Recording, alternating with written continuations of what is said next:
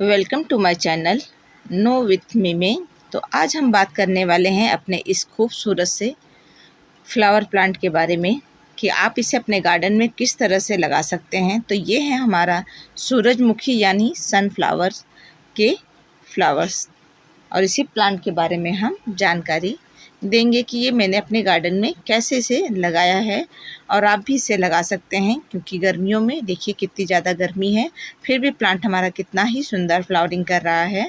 तो आप मेरे चैनल पे पहली बार आए हैं तो मेरे चैनल को सब्सक्राइब कीजिएगा, और हमारी जानकारी पसंद आएगी तो हमारी वीडियो को लाइक कीजिएगा, चैनल को सब्सक्राइब कीजिएगा। तो पहले मैंने इसे मीशो से मंगाया था और उसके बाद आपके साथ मैंने शेयर किया था। इस तरह से मीशो के बीजों को मैंने क्यारी बंद करके इनके बीजों को लगा दिया था, और उसमें मैंने अपने सनफ्लावर के इस तरफ 4-5 सीड्स लगाए थे। उसमें मुझे भी बहुत अच्छा रिज़ल्ट मिला था, बहुत अच्छी इनकी ग्रोथ हुई थी। तो ये सारे काम मैंने जब जनवरी के टाइम में किया था, तब मैंने इसके बीज को लगाया था और इस तरह से कवर कर दिया था ताकि हमारे बीज में अच्छी जर्मिनेशन हो, और उसका अच्छा रिज़ल्ट भी हमें मिला था कि इनके बीज अच्छे से जर्मिनेट हुए थे। तो इनको बीजों से लगाने का एक्सपीरियंस मेरा बहुत ही अच्छा था, और मैंने जितने भी उस समय बीज लगाए थे सारे ही बीज मेरे बहुत अच्छे से ग्रो हुए थे। और उसमें मेरे ये सनफ्लावर्स के बीज इस तरह से देखिए साइड में मैंने लगाए थे, तो इस तरह से इनमें भी स्प्राउट हुए थे और बहुत ही अच्छा लगा था। मैंने 5 बीज लगाए थे और मुझे उस समय 4 बीज मेरे अच्छे से ग्रो हुए थे, और जितने भी बीज मैंने डाले थे वो सारे ही बहुत अच्छे से ग्रो हुए थे। तो मीशो से मंगाने के बाद अच्छा रिज़ल्ट मिला था, और वही मैं आपको दिखा रही हूँ। इसकी वीडियो भी मैंने आपके साथ शेयर की है। तो चलिए हम चलते हैं अपने सनफ्लावर्स के प्लांट के बारे में पूरी जानकारी दूँगी। तो जब भी आप कोई भी बीज लगाते हैं तो उनके लिए एक सॉफ्ट मिट्टी तैयार कीजिएगा, और जब हमारे बीज तैयार हो जाते हैं तो उन्हें जब भी निकालिएगा तो रूट्स के साथ और मिट्टी के साथ ही उनको निकाल के जब हम लगाते हैं तो हमें बहुत अच्छा रिज़ल्ट मिलता है।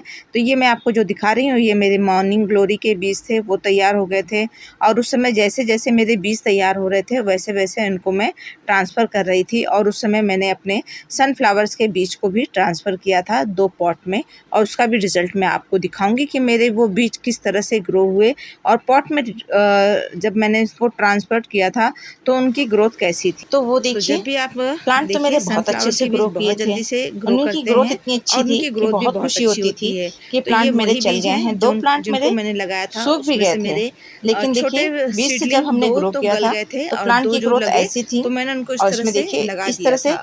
दोनों ही प्लांट में मेरे बीज बनने लगे थे। अच्छा, ये प्लांट बहुत जल्दी से ग्रोथ भी करता है और इसमें कलियां भी बहुत जल्दी आपको मिलती हैं। कहते हैं ये 60 दिन के अंदर प्लांट के अंदर फ्लावरिंग मिलने लगती है, या उसके जीवन चक्र होता है, इनका लाइफ साइकिल होती है जो भी। तो मैंने तो पहली बार इनको लगाया और खुशी भी मुझे बहुत ही हुई कि मैंने जो बीज लगाए उनकी ग्रोथ भी हुई। लेकिन ग्रोथ होने के बाद प्लांट में बिना फ्लावरिंग के ही मेरे ये सनफ्लावर के फूल खिलने से पहले ही सूख गए। तो बहुत ही दुख हुआ कि मेरे प्लांट सूख गए। उसके बाद मैंने फिर से 2 बीजों को लगा दिया, क्योंकि उस प्लांट की कंडीशन जब देखी कि बीच में बारिश हो जा रही है और प्लांट हमारा अच्छे से ग्रो नहीं हो रहा है, तो मैंने फिर से दोबारा से जो बचे हुए बीज थे उनको लगा दिया, और उनकी बीज की ग्रोथ देखिए इस तरह से हुई। और उसके बाद मैंने इस प्लांट की केयर की, एक अच्छी सी मिट्टी तैयार की थी, और उसमें देखिए धीरे धीरे इतने बड़े साइज का ये इसमें कलियां बनने लगी।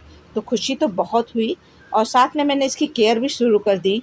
इसको मैं टाइम टू टाइम पानी भी देती थी, पानी देने का काम भी करती थी, और इनके फर्टिलाइज़र का भी काम करती थी कि ताकि मेरा प्लांट अच्छे से ग्रो हो। और खुशी बहुत होती थी, मैं जब भी गार्डन में जाना होता था तो मैं इस प्लांट को ज़रूर देखती थी कि कहीं इसमें कोई दिक्कत तो नहीं हो रही है, कहीं इसके पत्ते बर्न तो नहीं हो रहे हैं, सूख तो नहीं रहे हैं।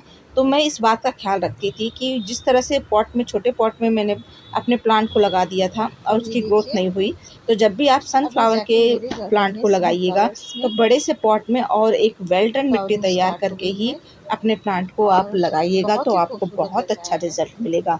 तो देखिए, मैंने जो एक्सपीरियंस किया मैं आपके साथ शेयर कर रही हूँ, और जो गलती मैंने की जिसकी वजह से मेरे 2 सीडलिंग ख़राब हो गए, गल गए, तो उसका भी ध्यान दीजिएगा। जब भी आप कोई बीज ग्रो करते हैं तो उसमें पानी संभाल के दीजिएगा, और उनकी रिपोर्टिंग करते समय भी उनकी मिट्टी बहुत ज़्यादा सॉफ्ट बनाइएगा और इनको कम से कम जहाँ 4-5 घंटे की धूप आती है ऐसी जगह आप अपने प्लांट को रखेंगे तो आपका प्लांट बहुत अच्छे से ग्रो होगा।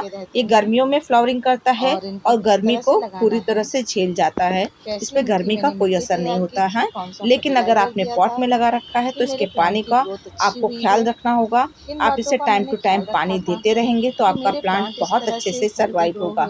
और एक चीज़ मैंने नोटिस की है कि ये प्लांट की ग्रोथ बहुत जल्दी तेज़ी से होती है और फ्लावरिंग भी बहुत अच्छी करता है। इसमें इसके फ्लावर्स में मधुमक्खियाँ बहुत ज़्यादा अट्रैक्ट होती हैं, जिससे पॉलिनेशन का काम बहुत अच्छा होता है आपके गार्डन में। और पीले रंग का फूल बहुत ही आकर्षक होता है मधुमक्खियों के लिए, तो ये बहुत ही खूबसूरत लग रहा था। अब मैं इसे इसके बीज को ग्रो कर सेव करूँगी और मैंने पाया कि एक फूल के साइड में इसे जो फूल खिला है इसके जस्ट बगल में 2 कलियां बनी हुई हैं और दोनों ही कलियां काफ़ी हेल्दी बनी हुई हैं। एक यहाँ पर ये देखिए इस तरफ है एक कली और यहाँ पे ये देखिए साइड में ये दूसरी कली। तो और साइड में जितने भी पत्तियां हैं इसके साइड में सारी कली ही कली मुझे दिखाई दे रही है। तो ये मैं पहली बार देख रही हूँ कि सनफ्लावर की जितनी भी पत्तियां होती हैं सब के साइड में आपको इसके बर्ड्स देखने के लिए मिलेंगे। अब देखना है कि ये पहला फूल खिलने के बाद दूसरे फूल किस तरह से खिलते हैं और कितने दिनों तक इसके फूल मेरे गार्डन में टिके रहेंगे। और मैं कोशिश करूंगी इस प्लांट के बीज मुझे मिल जाए और मैं उसे कलेक्ट करके रखूंगी। और ये जितनी कलियां बनी हैं ये टाइम से खिलें, इसके लिए इनके पानी का मुझे ख्याल रखना होगा।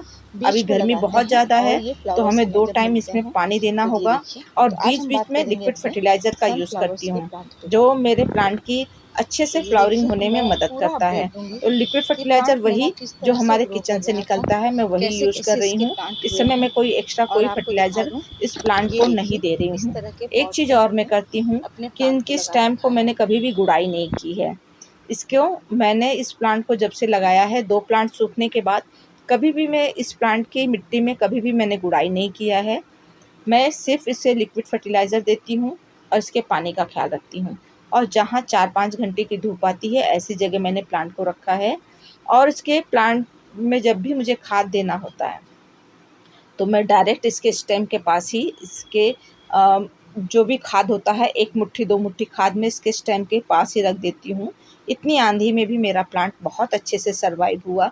कभी भी ये प्लांट गिरा नहीं है। मुझे डर लग रहा था कि कहीं मेरा प्लांट गिर ना जाए, टूट ना जाए, लेकिन इसकी स्टेम इतनी हेल्दी है कि कभी भी ये प्लांट हमारा गिरा नहीं, जिससे मुझे बहुत ही अच्छा रिज़ल्ट मिला है। तो नर्सरी से आप इसे लाके लगा सकते हैं और बीजों से भी ग्रो कर सकते हैं। तो मैंने समर की स्टार्टिंग में इसकी बीजों को लगा दिया था और ये सेकंड टाइम ये फरवरी में इसके बीज को लगाया था, जिसका रिज़ल्ट बहुत अच्छा मिला है। तो आप फरवरी में लगाएंगे मेरे ख्याल से तो इसके अच्छी ग्रोथ भी मिलेगी और आपको मई तक इसमें अच्छी फ्लावरिंग मिलेगी। अभी इसके बीज जब मैं कलेक्ट कर लूँगी तो उसके बीज को मैं बहुत सारे पॉट में डाल दूँगी ताकि मुझे इसके बहुत सारे प्लांट तैयार मिलें और इस तरह के फ्लावरिंग मुझे मिलेगी। तो आप भी कर सकते हैं, नर्सरी से आप इसके प्लांट को लाके लगा सकते हैं। मुझे तो नर्सरी वाले प्लांट में कभी भी अच्छा रिज़ल्ट नहीं मिला है। पॉट में उनकी ग्रोथ नहीं हुई और फूल जो खिले वो अच्छे से शीट पॉट उस पे तैयार नहीं हुए। और एक बार मैंने जो भी प्लांट लाई थी वो ड्वार्फ वैरायटी के थे। तो देखिए मैंने इसमें कोई गुड़ाई नहीं की है, इसकी स्टेम इस तरह से है। तो मैंने बीज से ही लगाना ज़्यादा अच्छा मुझे उसका रिज़ल्ट मिला है कि ख़रीदने की अपेक्षा बीज लगाना बहुत अच्छा है। रख देती हूँ ताकि इसकी स्टेम मोटी होए। और ये देखिए इनकी भी ग्रोथ काफ़ी अच्छी है, काफ़ी बल्ब्स मेरे तैयार हुए हैं, 3-4 बल्ब्स में स्प्राउट निकल के आए हैं। तो एक ही पॉट में ये दोनों प्लांट मेरे अच्छे से चल रहे हैं। तो आप देख सकते हैं इस तरह से नीचे की पत्तियाँ सूख रही लेकिन स्टेम देखिए कितनी हेल्दी है। तो बिना गुड़ाई किए ऊपर से ही मैं खाद दे देती हूँ और ऊपर रख देती हूँ ताकि इसकी जड़ें भी अंदर न टूटें। और इसी पॉट में ये मेरा प्लांट लगा हुआ है। मैंने तो अपने प्लांट की इसी तरह से केयर की है और लिक्विड फर्टिलाइज़र देती रहती हूँ। और ये दोनों वही प्लांट हैं जो सूख गए बिना फ्लावरिंग के ही। इनमें भी बहुत अच्छी कलियाँ बनी थी लेकिन प्लांट हमारा चल नहीं पाया। इसकी वजह से मैंने इस प्लांट की रिपोर्टिंग नहीं की और ना ही इसकी मैंने गुड़ाई की और उसके बाद मुझे बहुत ही अच्छा रिज़ल्ट मिला है। तो देखिए इसकी स्टेम इस तरह से सूख गई थी। तो कोई चीज़ हमारे साथ जब हम कोई प्लांट हमारा ख़राब हो जाता है तब उससे हम सीख लेते हैं कि किस तरह से इस प्लांट में हमने क्या कमी की थी, ज़्यादा पानी हो गया कि इसकी मिट्टी अच्छी से नहीं बनी, कि उसका सनलाइट हमने ध्यान नहीं दिया, क्यों हमारा प्लांट सूख गया, क्यों फ्लावरिंग पूरी तरह से खिल नहीं पाई, ये चीज़ों का हम ध्यान रखते हैं।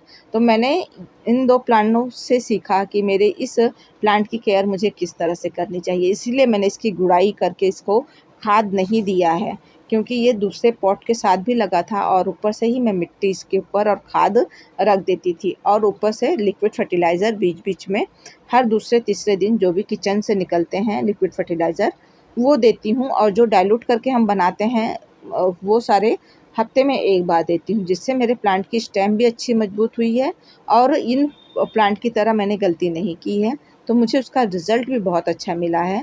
तो आप देख सकते हैं मेरे प्लांट की ग्रोथ भी अच्छी हुई है, इनकी स्टेम भी मोटी हुई है, साथ में जो लगे हुए प्लांट हैं वो भी काफ़ी हेल्दी हैं। तो वेल ड्रेन मिट्टी बनाकर आप भी अपने सनफ्लावर को इस समय ला सकते हैं और इसके बीज मैं कलेक्ट करके अपने गार्डन में लगाना चाहूँगी, ताकि मेरे पास ये पूरे साल बने रहें। और नर्सरी से जो प्लांट लाते हैं वो काफ़ी छोटे-छोटे होते हैं और वो ड्वार्फ वैरायटी होते हैं, लेकिन ये मेरा प्लांट काफ़ी हेल्दी और बड़े साइज़ का निकला है। तो आप इनको बीजों से और नर्सरी से लाके प्लांट को लगा सकते हैं। बड़े से पॉट में लगाइए, मिट्टी वेल ड्रेन बनाइए, तो आपको भी बड़ा अच्छा ही रिज़ल्ट मिलेगा। तो हर बार मैं अपने गार्डन में नर्सरी से ख़रीद के प्लांट लाती थी 20-30 रुपीज़ में, लेकिन इस बार मैंने मीशो से इसके बीज मंगाए थे और उसका रिज़ल्ट भी मुझे बहुत ही अच्छा मिला है। प्लांट मेरे काफ़ी हेल्दी हैं और मुझे इसकी खुशी होती है कि जब हमने बीज लगाए हैं उसका रिज़ल्ट इस तरह से मिला। तो आप भी बीजों से ग्रो कीजिए, इस तरह से मैंने आपको बताया है। वीडियो पसंद आए तो वीडियो को लाइक कीजिएगा, चैनल को सब्सक्राइब कीजिएगा। गर्मियों में बहुत ही अच्छी फ्लावरिंग कर रहा है।